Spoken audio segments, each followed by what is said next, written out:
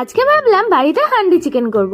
সেই অনুযায়ী বর দেখো এখানে তাড়াতাড়ি করে মশলাটা করে দিয়েছে, আর এখন আমি ম্যারিনেশনটা করব।